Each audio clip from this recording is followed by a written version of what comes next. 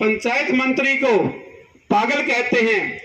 पागल प्रधान, अगर मंत्री पागल है तो उसको इस्तीफा क्यों नहीं लिया जाता? मैं बात आप सब साथियों से साझा करना चाहूंगा इस मंच के माध्यम से कि जो हरियाणा प्रदेश की ग्राम पंचायतें हैं, इस खट्टर सरकार की सोच छोटी नहीं है किसान साथियों। ये बिल्कुल तानाशाह बढ़ना चाहता है। ये हमारी जो गांव की छोटी पंचायत है, लोकतंत्र की सबसे छोटी कड़ी है, उसको खत्म करना चाहती है सरकार। क्यों करना चाहती है और कैसे करना चाहती है? इन्होंने 2 साल तक हरियाणा के अंदर पंचायत के चुनाव नहीं होने दिए। क्यों नहीं होने दिए?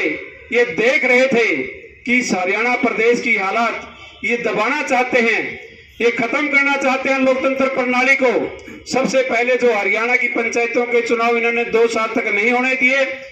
कोई ऐसी आपातकाल की स्थिति नहीं थी कि जिस वजह से ये 2 साल तक, कानून में 6 महीने का समय है कि कोई आपातकाल, कोई महामारी या बड़ी कोई समस्या देश के ऊपर है तो उसको 6 महीने का समय इधर से उधर टहला सकते हैं, कम भी कर सकते हैं और 6 महीने के बाद चुनाव भी करवा सकते हैं। इतना तो है, लेकिन ये नहीं है कि 2-2 साल तक चुनाव नहीं किए जाएं। और अगर उस समय के बाद चुनाव भी करवाए गए, जो हरियाणा प्रदेश की पंचायतें, ब्लॉक समिति, जिला परिषद के चुनाव होने के बाद हरियाणा के पंचायत मंत्री के द्वारा जो 9 नियुक्त पंचायतें थी हरियाणा की, शपथ समारोह चल रहे थे, हौसला अफजाई पंचायतों की हो रही थी। ग्रांट देने से पहले ही हमारे सरपंच साहबों को हरियाणा प्रदेश का पंचायत मंत्री चोर साबित करता है, लुटेरा कहता है, गुंडा प्रणाली के तत्व कहता है। मैं इस मंच के माध्यम से हरियाणा प्रदेश के पंचायत मंत्री को अपनी जुबान पर लगाम देने की, उनको सद्बुद्धि भगवान दे, ऐसी कामना करता हूं और चेतावनी भी देना चाहता हूं कि ये कोई एक सरपंच के ऊपर लाठी नहीं बरसाएगी चंडीगढ़ के अंदर। ये संपूर्ण हरियाणा की 6200 पंचायतें, जो हरियाणा का जो ग्रामीण कल्चर है उसके ऊपर अत्याचार किया गया है। किसान साथियों, ये मैं कड़े शब्दों के साथ निंदा करता हूं हरियाणा के पंचायत मंत्री की, हरियाणा सरकार की, हरियाणा के मुख्यमंत्री की, कि वो समय अभी भी कि वो चेत जाए, समझ जाए, अभी समय है। अन्यथा इस मेरे वर्ग का, ग्रामीण अंचल का, ग्रामीण लोगों का इम्तिहान ना ले। किसानों के साथ साथ ये गांव से जो 36 बिरादरी के लोग चुन करके मुखिया के रूप में, पंच जहां परमेश्वर, आप सब लोग मेरे से बुजुर्ग हैं, आप सब लोगों ने पता है कि जहां 5 व्यक्ति हैं वहां परमात्मा है। जो हरियाणा के लोगों के द्वारा चुन करके सर्वसम्मति से या किसी भी तरह से मुखिया बनाए गए, और वो लोग अपनी हकों की आवाज उठाने के लिए अपनी हरियाणा की राजधानी चंडीगढ़ के अंदर पहुंचे।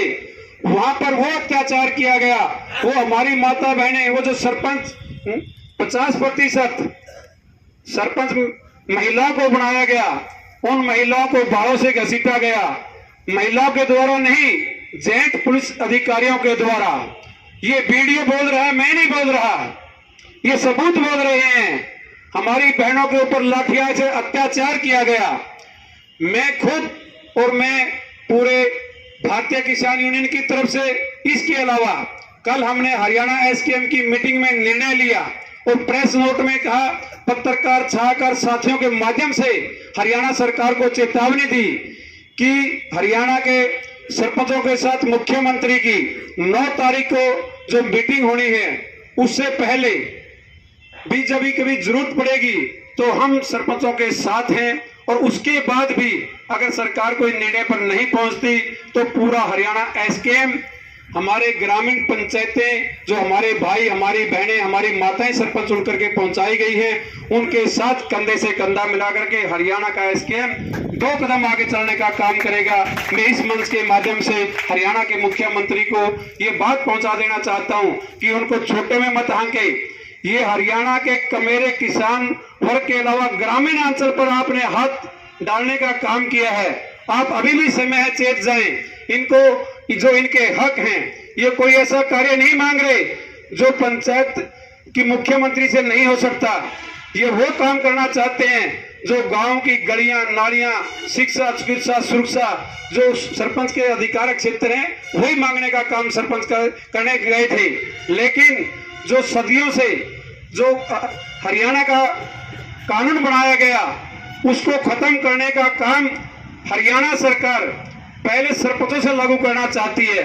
50% जो इन्होंने कहा कि महिलाओं को आरक्षण वो सब पंचायतों ने मान लिया। रिकॉल की जो 50 सरकार बात करती है इसके अंदर हम अभी भी कह के हटे हैं कि बलात्कारी खेल मंत्री सीट पर अपनी सत्ता पर काबिज है, उसको तो कुछ सरकार करते नहीं।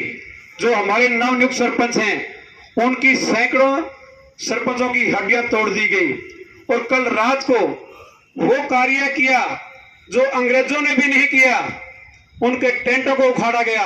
वो शांति प्रिय तरीके से 9 तारीख का इंतजार कर रहे थे कि हरियाणा प्रदेश का मुख्यमंत्री सरपंचों से 9 तारीख को वार्ता करेगा, तब तक वो शांतिमय तरीके से बैठे हुए थे। और जो हमारे नरवाना ब्लॉक का जो सरपंचों का प्रधान वो हमारी मीटिंग के अंदर भी कल पहुंचा।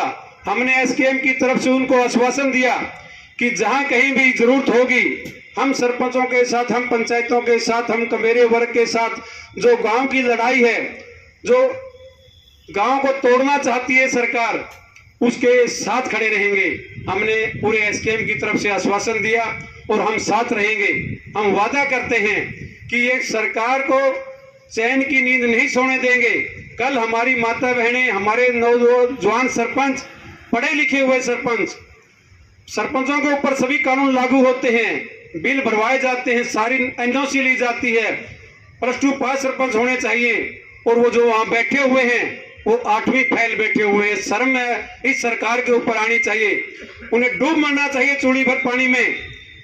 जो वो रिकॉल लेकर के आते हैं वो अपने आप लागू क्यों नहीं कर लेते उनके ऊपर?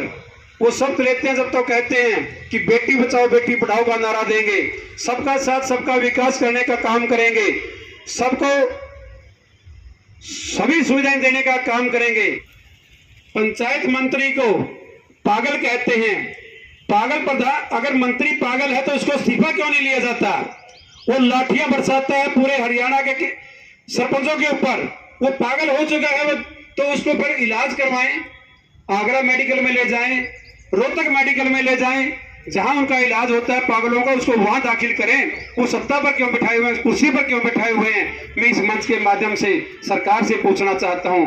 और आप लोगों ने मुझे जो समय दिया, सरपंच साथियों को मैं पुनः कहना चाहता हूं, विश्वास दिलाना चाहता हूं कि आपके साथ हम ग्रामीण लोग, ग्राम की पंचायतें हैं। सरकार कितना अत्याचार करे, हम अत्याचार सहन करने वाले लोग नहीं हैं, अत्याचार का विरोध करने वाले लोग हैं। हमारा तो एक ही नारा है, हर जोर जुल्म की टक्कर से संघर्ष हमारा नारा है। जय जवान जय किसान। धन्यवाद साथियों, नमस्कार।